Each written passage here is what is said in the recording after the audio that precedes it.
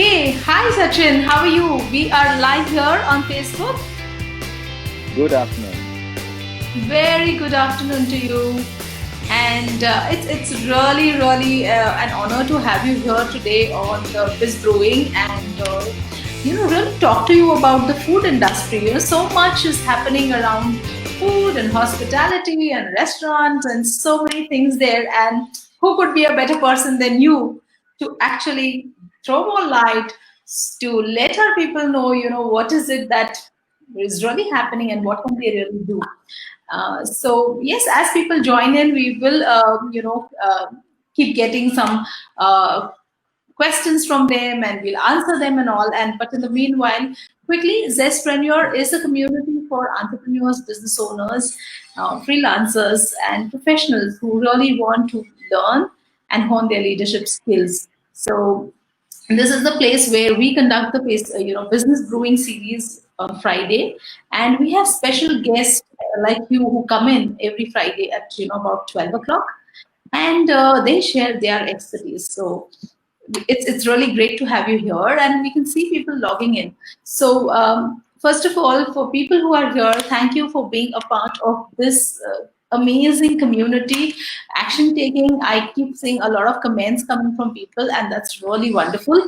So be there, and we will try to get the best to you people. So let me first introduce Sachin, and then we can have a great conversation with him, right? So Sachin is actually a professional chef by education and experience, and he's like spent about 30 years in this industry, and that's incredible.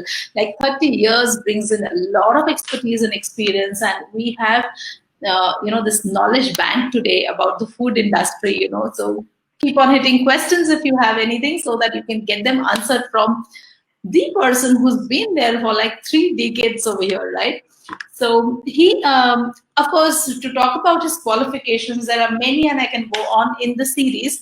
But the most important thing is that he has held positions in various, roles, various responsible positions in the Princess Cruising USA, the Carnival Cruise Lines USA, Hotel Leela, and we can just go and name. And he also owns this cafe which is called as Metromix, which is pretty famous in Pune, and I'm sure many people know about it. So they're currently located at Prabhat Road, and I must say it is one place to go and really chill out. And I have had this experience of having Metromix food. It's really wonderful. I'm sure most of you would have seen my post as well. So that's amazing. He does a lot of activities, and he handles and helps a lot of people who are in the process of starting their restaurants. He does a lot of consulting out there. He has worked on various foods and beverages, and he can come out with various stuff. He can help you with the facility management, marketing support, any commercial operations or something. As far as the restaurant is concerned, as far as this food industry is concerned, I think he's the person to go to. So, with all this experience that he is put forward, of course, his bio, the complete biodata is there in the post that we have, and you'll read through that for sure. But without, actually much of delay, let us start talking to him, and that's going to be very, very interesting. Okay, so Sachin, here we are, and we want to first welcome you to be here and start with, we want to know your story. Tell us about how did you get into all this? Oh, thank you, Tejaswini. This was an amazing introduction. Actually, I was just listening and listening. I said, okay, now it's like it's becoming more and more. I said, what to do now? Okay. Anyway, Merry Christmas to you and all your viewers. Actually, my story is very simple. I don't know how I got into it. It was pretty accidental. Okay. Uh-huh. Yeah, and to put it simple, I did not like the subject called mathematics and biology. So Uh-huh. whereas did I have an option? But yes, I did come into this stream thinking that it was a pretty easy opportunity or way to go forward, and it was a Mhm. glamorous industry. Lo and behold, I realized that yes, it's a very, very tough industry and very, very demanding industry. So that is as simple as that. Something which I did not like. But then I realized, I found myself that yes, probably creativity is where I belong. And this industry gives you ample opportunity to be creative, uh, sort of do there something on your own, drive your own movement. You don't have to be dependent on too many things, and you can just do it. That's how and simple it was. Wow, that's good. So creativity is Yeah. something that really brought you here in this industry. That's amazing. And everybody does not have to be the maths or the bio or that type of a person, right? And then you could not have this variety that is available. Fantastic, great, great. So tell us Yeah, yeah, about yeah. this food industry. Let's get to know more about this from you. Sorry, I can't hear you properly. Yeah. So can you tell us more about the food industry? Um, how, what, when, where? Just throw some light. This has been your forte, right? Okay. So, but do you want me to go kind of backdated and how it got really evolved and all? So probably a bit of that I will just add it to it. In earlier times, I mean, people wouldn't travel, so there was nothing on of that sort. And then people started traveling, and there were inns and so on and so forth. And they started Mhm. creating their own of backyard kitchens. So everybody in their houses accommodated people, and they started delivering food. And that's how really the whole fad of kitchens and restaurants and the other things began. And then there were close communities who were living in the same colony, in the same area, and they all got together and they did a lot of sessions together where there was a lot of food served. And that's how the real concept of food really began to evolve.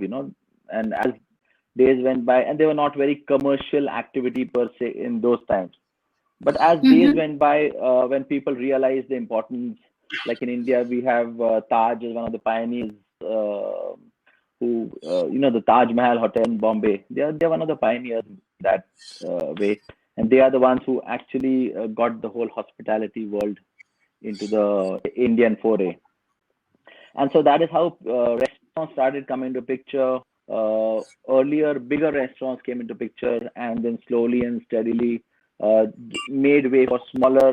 And they realized that there was actually some money involved in it, and people realized that yes, people could make some money out of it, and they Mhm. started putting their stuff forward. They started being more creative, and then slowly and steadily, after a general cuisine evolved, then slowly people started focusing on their local culture, local cuisines, and started evolving their own local cuisines. So much so that previously there was a very common kind of menu card which is available.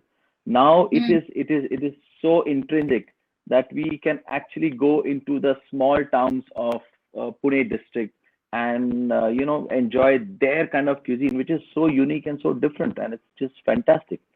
It's an endless. It's as deep as the ocean, as wide as the universe. The food industry is massive. It's growing. It's here to stay. Yeah, and it is one of the basic needs, right? Food, clothing, shelter. So food comes first. So obviously that's Absolutely. something that has to be there. Great, but you know what? Sachin, I have seen. See, during we've been through this phase of pandemic, and we know that restaurants have been a place where it has hit really bad, and a lot of them had to close down or do various activities or but I also at the same time saw there's a lot of these events popping up. People wanting to do something from home and deliver from home. And then subsequently, when market opens up, they would really want to go back into the space out there and really start operating, right? So, and I see there are many people who come up with this idea that yes, this could be a great space to be. So, do you have any tips for people who are planning to start their restaurant or a cafe or anything related to the food industry for that sake? Okay, so I would broadly categorize the people who have mushroomed in this last couple of months, so to say. Uh, Mhm. there is one category of people who are, say, they are very thoughtful and they are very creative and they want to do something different. And well, I have a little time to do what to do. So they start creating their own stuff, and then suddenly their neighbors like it, and then their neighbors like it, and they kind of proceed further, and this probably activity dies down in a few months down the line. But Mm. then there are these serious people who probably a change, want a change in Mm. the entire scenario, where they think Mm. uh, during this pandemic, what sold most. So then they realize probably yes, food was there to stay, and whichever way it had to happen, food was there, and people were asking for more food. You have to live, so you have to ask for more food, and that is how people started reacting to it, and they started taking more interest. And so it went to a little more extent that they now have it as part of their profession. So being a Mm. professional is slightly different, being an amateur and just selling food offline, it's or Mm. online. It doesn't Mm. selling food online and selling food in that manner when you're not into the professional aspect of the whole thing is a different story. But Mm. being a if you want to become a professional, there are lots of things you have to take into mind. And Mm. first and foremost is the visibility factor. You have to be visible at all given times. What kind of cuisine you want to evolve?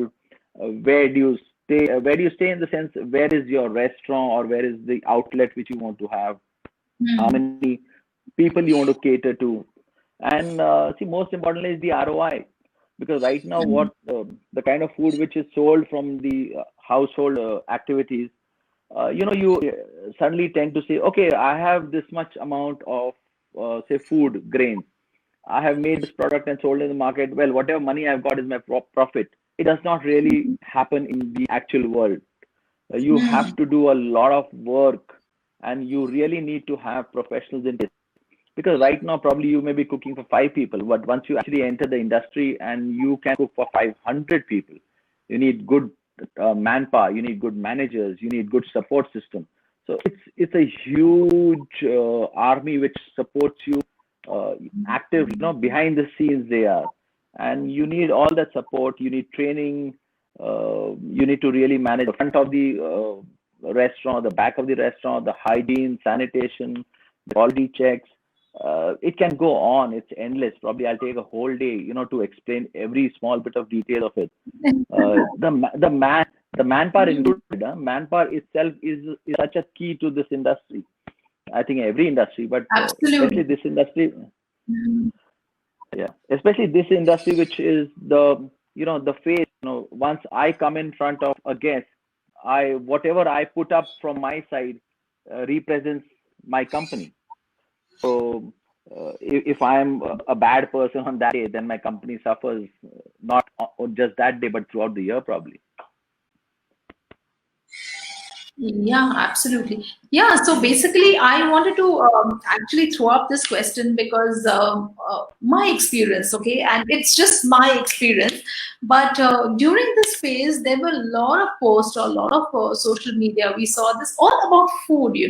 So a lot of people did something at home, tried their hands on various things which they would have never done before, and realized that, okay, this is something that I can do. And I'm sure there are many people who got a thought also that, okay, I'm good at it, so why not I get into it over a period of time? So may not be right away, but I am sure these thoughts have cropped up in quite a few minds, especially women. It would have been something that is there on the mind, and that's the reason I wanted to ask you this: what are those tips, or how does it? And what you rightly pointed out is it's really different. Yes, when you do it for 5 people and when you do it for 500 people, it's going to be a different game altogether.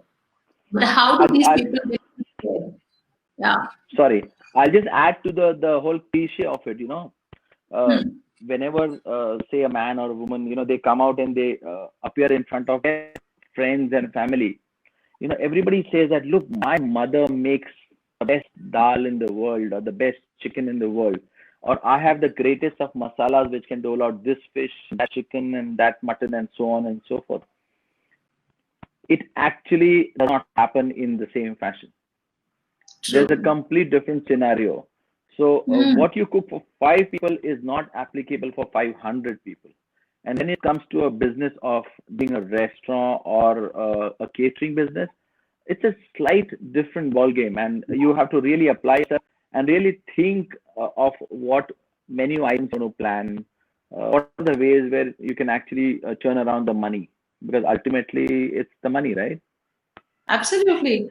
That's for any business, right? So you Yeah. start to make profits. So yeah, absolutely. Yeah, because as I said, the whole point of asking this question to you was because, of course, we kept seeing this, and I also saw a lot of food channels or YouTubers coming in play to, showcase the recipes. And I also believe on the digital platform, food is one area where it is the most hit, or there is more engagement out there. So you do anything related to food, and I think if we have digital marketing experts out here who are watching this, you can actually throw light on this, because that's what I have read or I have heard somewhere. Because the moment you write hashtag related to food, it has more people who are viewing that, and that's how a lot of channels have come up, and a lot of people have this thought around this space. So yeah, absolutely, the game is completely different when you actually have a setup and you want to grow from just delivering to a certain set of people to making it a big restaurant or something. So tell me, Sachin, what are some of the common mistakes that people make while they are opening a restaurant? So, so, uh, so firstly, first and foremost is, identifying a space for the restaurant. Uh, People generally, pardon me, people generally look out for spaces which is near their house, near a Hmm. locality which they're comfortable with. Hmm. So you have to actually go and do some site searching, wherein you have to do a little bit of R&D kind of scenario, the some sort of marketing research, wherein if you are introducing this kind of cuisine in this area, how is it going to be? What is the audience you're going to attract? Whether you will be able to sell this. It's like imagine a place which is full of Guju population and you're trying to sell your chicken. It's just not possible. So, that's the kind of scenario people would like to work on, we should work on. And secondly, out of sheer imagination, when people want to do something on their own, they just take all their money and put it on making of the space. Wherein, when we actually come into the picture, we keep telling them, look, it is the operational capital or operational cost which is required for you to run. Whatever happens, you need to survive the first 6 months at least, to Hmm. kind of balance out and to kind of stay safe.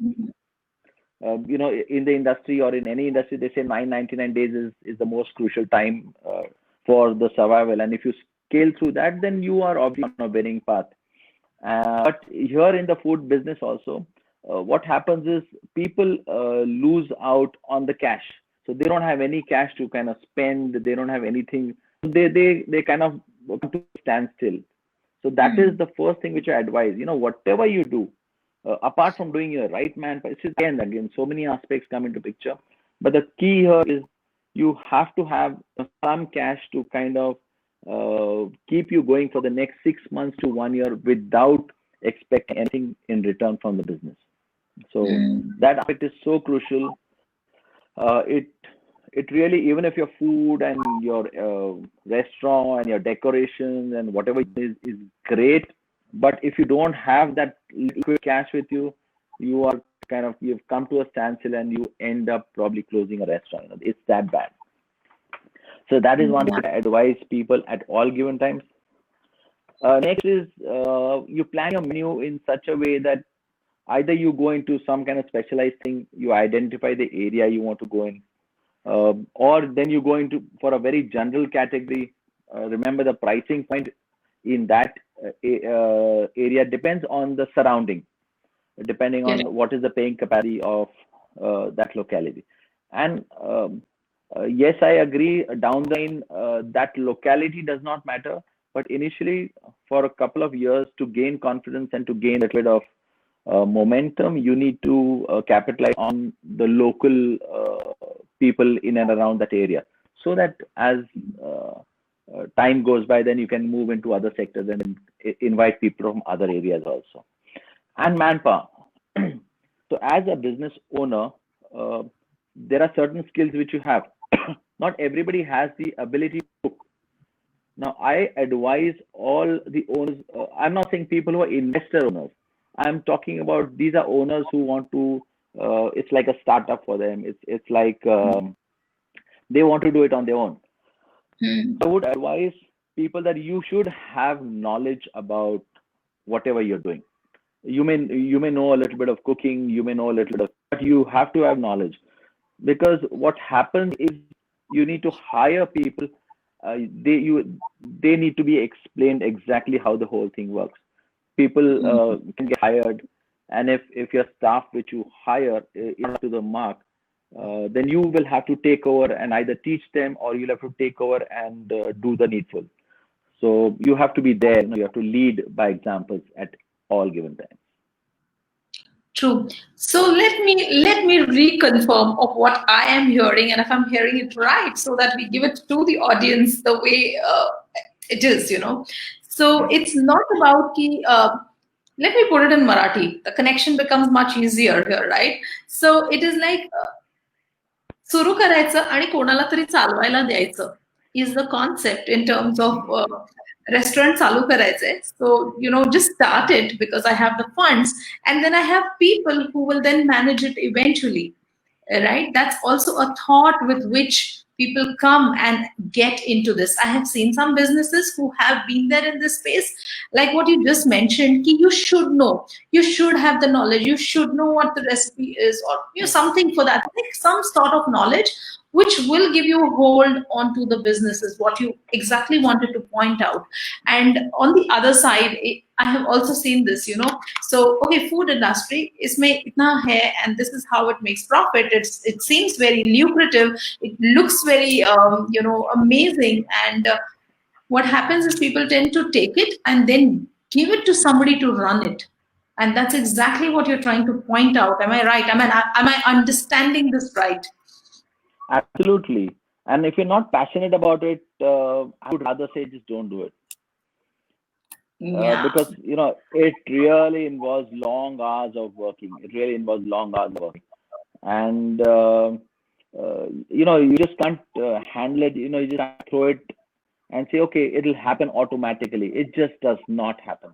It just does not happen. Very, You need to be very. there, applying yourself, and each day is a different situation. There are several such situations which come and go by, and it's just from that learning is you evolve, and then you become better and better.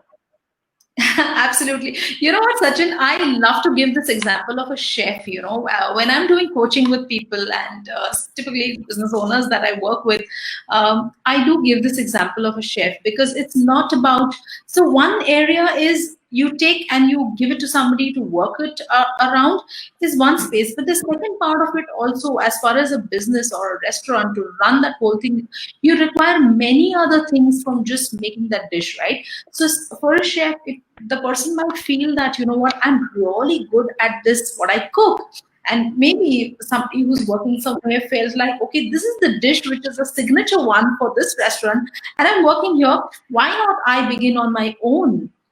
And yes, I mean, of course, this is how it also evolved, right? So the person starts on their own, but actually discounts the facts of where the raw material will really come from. How many people are we really? So it's not about opening a restaurant and having a wonderful dish there, but it's all about other aspects of business which have to be taken into consideration. So I love giving this example, and that's why I thought I'll just bring it in. So the flip side of just giving it for somebody to run, and the other side of it is you may be really good as a skill, but the fact is that there are many things involved, like what you just mentioned, right? It's not only about it. It's like you have to have people coming in and Absolutely.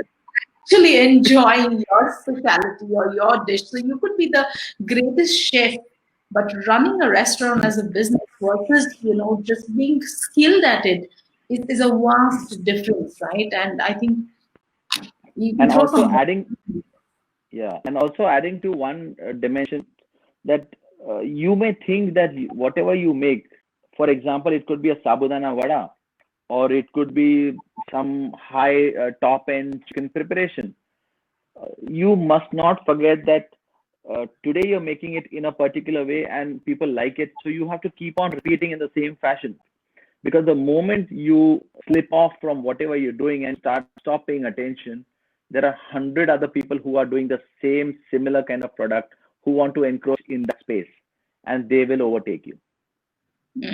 Absolutely. I mean, that's been a challenge because if you see really restaurants or cafes, it's become like a buzz, you know. So every street you enter, and it's no more limited to a particular area or something, right? It just gets higher and higher, right?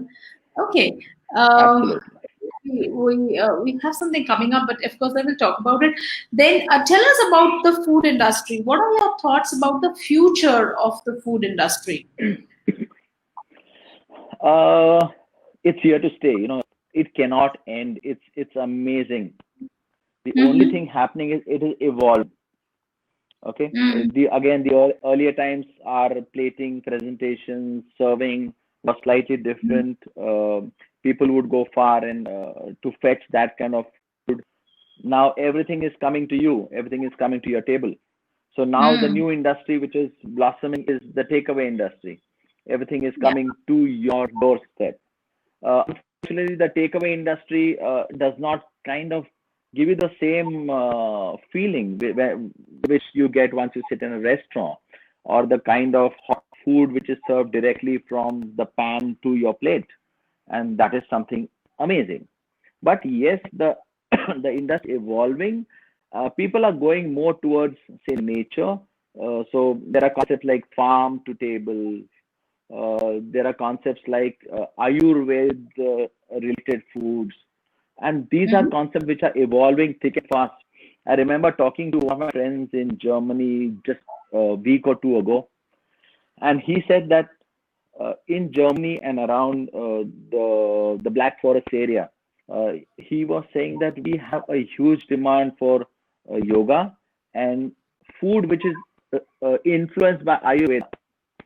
And Uh-huh. he says if you have that combination, the whole world is going to welcome you to Black Forest, that kind of scenario.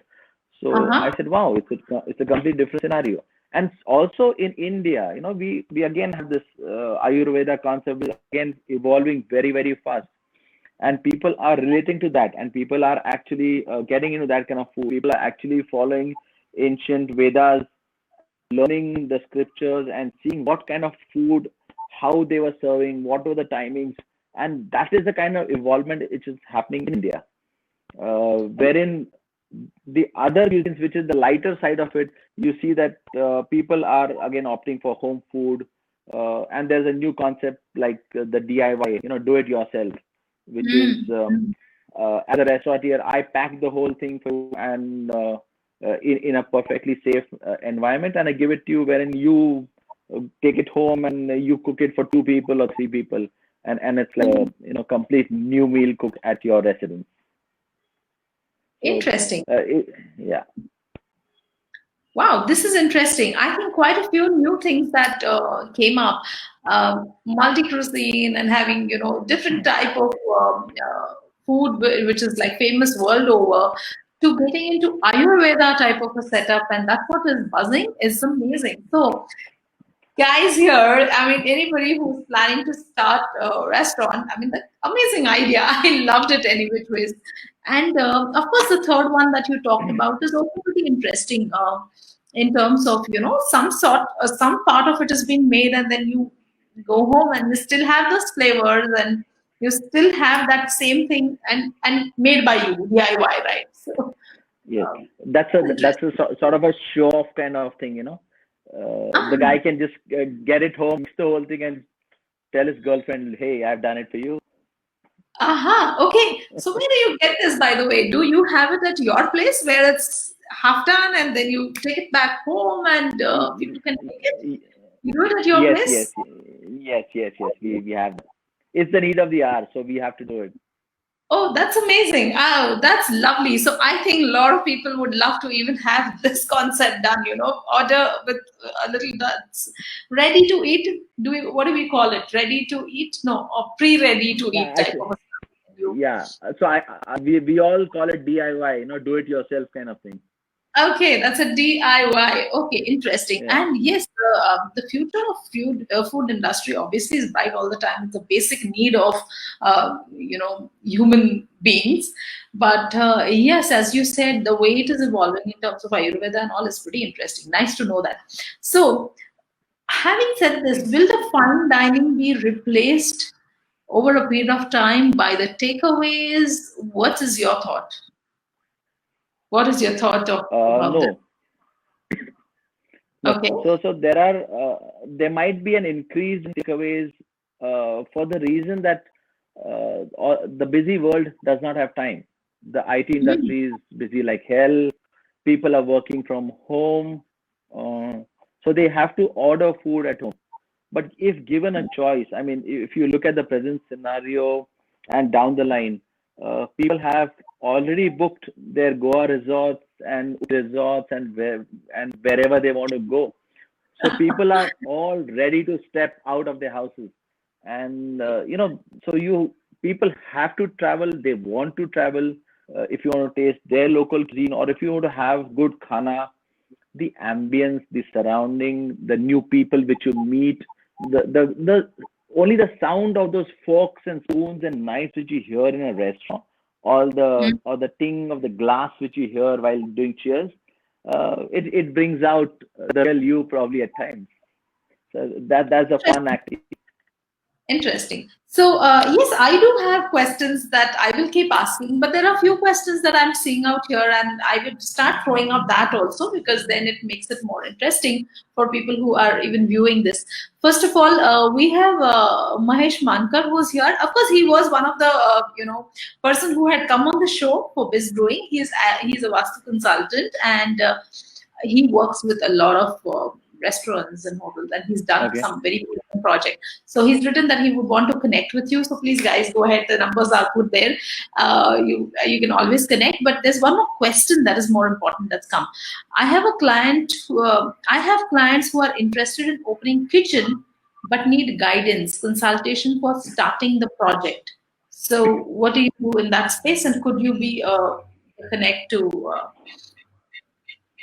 So you're asking for if you can connect with me?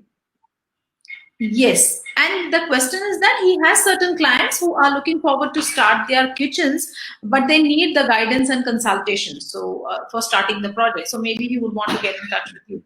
You want to throw Oh, some light more absolutely. on that, what you do, and so Oh, absolutely. So I am a restaurant consultant. I'm a food consultant, a restaurant consultant, a hotel consultant, resort consultant. I don't know which comes first, but I treat myself as a chef, so I'm a food consultant first. Of course, if you want to do kitchens only, you can come and talk to me. We can set up because some spaces of the crucial, it's very important. It depends on how big a space you have, and generally kitchens should not take up more of space because you want to serve the people. But if this is only a standalone kitchen, then how many people it needs to cater to, what kind of dishes are you going to make, then are you getting into a franchise model, or this is a standalone kitchen, and so on and so forth. There are so many small little complications, and I could probably meet these people and then have a nice talk with them, and I can probably guide them, of course, because there are again so many little aspects which I would have to go actually have a one-to-one meeting with these people, and then decide on their requirement. It's easier for me to cook up or to make up a kitchen, which is huge. And people who say, no, I'm not interested in 1,000 square feet of kitchen. I'm only interested in 200 square feet. So then we'll have to really work. So working with them, trying to understand what their requirement is, and then advising them what is a possibility and what is not. So, and then, of course, sourcing of equipment, manpower, related licenses, if at all they need, because that is something again which is important. And training, training is again key, because hygiene, sanitation, with the new guidelines coming in, there is so much of importance to your hygiene and sanitation aspect of the whole story. So we have to be very, very careful. Superb, superb. So, of course, we are going to ask Sachin to leave his contact details below, so anybody who wants to can get in touch with him and seek his consultation. However, there's one question that cropped up in my mind, Sachin, while you were answering, right? So, supposing if somebody has a restaurant, or somebody has something that they make very special, and they feel, what, I need to just refine it further or make it better. So, let's take a very simple example. Say somebody is doing a veg dish and their paneer is not really up to the mark or the way it has to really be. So, as far as food is concerned, do you really go and even consult on that part to say that how it can really turn out to be the best? Or say it could be the Okay, so let paneer, mayonnaise, it could be something that people are making, some sauces that they make in house. It could be anything, right? So, yeah, do you do that as well? okay, so let me take you a little back in that. Since Mhm. I am a chef and everything depends on the taste buds which I have, uh, Mhm. that is one of the key fortes which I have with me. So I consult masala companies, mayonnaise companies, also I mean, companies. I'm talking about the larger corporations, and Mhm. I also consult people of where they should source their products from, because ultimately your raw material is the key to your finished product. So if True. your raw material is proper, like you just now mentioned about paneer, then if it is very good, then your sauces and things can you can actually have a good melange, and it can come to a good level where you have a decent taste and you're serving it to the guest. But if a raw material, for example, paneer, it's very dry and very hard. So obviously, however good your sauce may be, nothing is going to work. So you have to have a good quality. So we do that. We do a lot of quality checks, quality assurances. If people are not happy with one, we kind of direct them to some other people who are there in the market, and it's a very very open market. So there's not one player. There are hundreds of such people. So we identify and we give them the best possible solution in that. Wow, that's interesting. So everything around the food also becomes your consulting part. So it may be related to dairy, it may be related to any other stuff, or it could be some namkeens, or it could be some anything for that sake. Beverages too. You're forgetting that. Beverages too, yeah. Okay, that's fantastic. Okay, okay, that's wonderful. Okay, my next question to you, Sachin, is like, with this scenario of fine dining, as you explained, the takeaway industry coming up, and the food industry in itself evolving to an extent, how is it going to really impact, or how is it really going to benefit the students who are into the hospitality, who are learning this stuff? What do you see, happening there? What about the next batch of hospitality students? How is their curriculum going to be impacted? Because new things are coming up, right? I, Yes. I also understand that you do a lot of work in this space as well. So, can you just throw some light here? Since I've been also teaching for quite some time, I did realize the curriculum which was there, probably which was like say 2 years back, was in sync with whatever was happening in during that time. But as times have changed, where people have actually started focusing so much of hygiene and sanitation, see there is a lot of the huge boom for packaged foods or frozen foods or dehydrated foods. So that concept, again, that's all because of safety reasons. It's coming into the industry. So as a student, somebody needs to understand those things also. The hygiene and sanitation which goes behind every aspect of the story.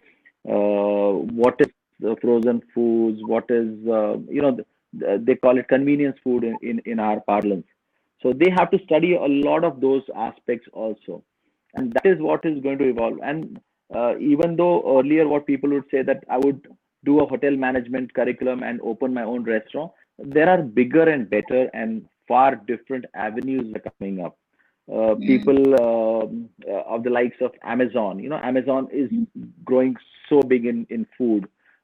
Geo is there. I mean, there's so many huge companies which are actually getting these products on board. For example, the soup market, which only had a few companies, sometime down the line, now has about hundreds of soup companies which are there in the market, and each one is better than the other. So when it comes to curriculum, when students what they want to learn, what they want to do in life, I think more and more opportunities are coming up in the food business in as a whole. Mm. Mm.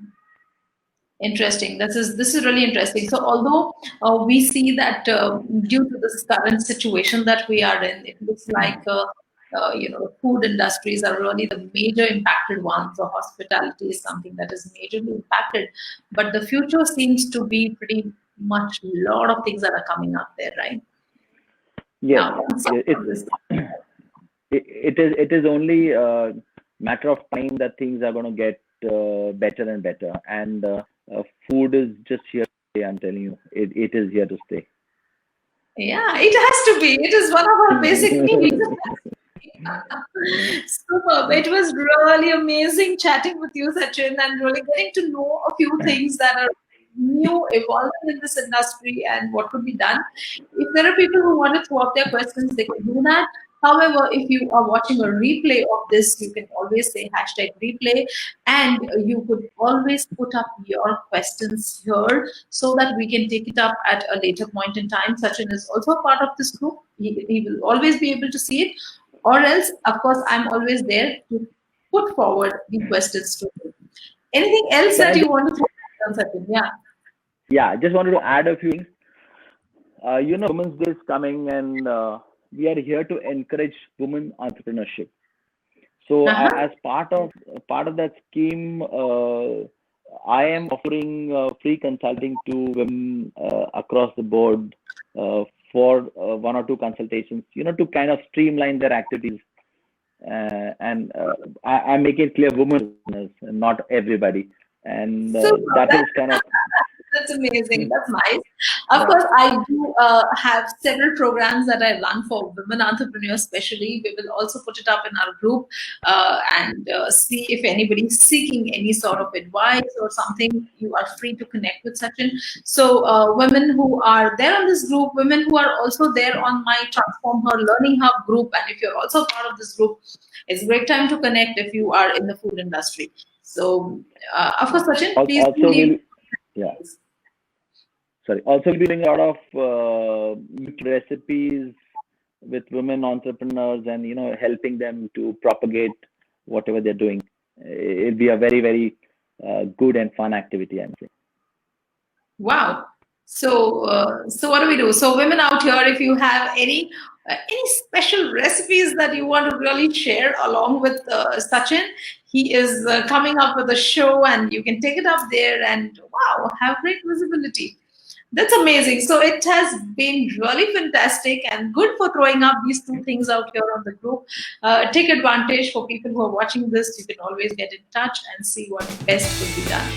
So thank you, Sachin. Thank you for being here, sparing this time, and thank you everybody on this Entrepreneur group to be a part of this group. And we keep having these amazing sessions going every Friday. See you. Bye. Thank, thank you for inviting me. Bye bye. Bye.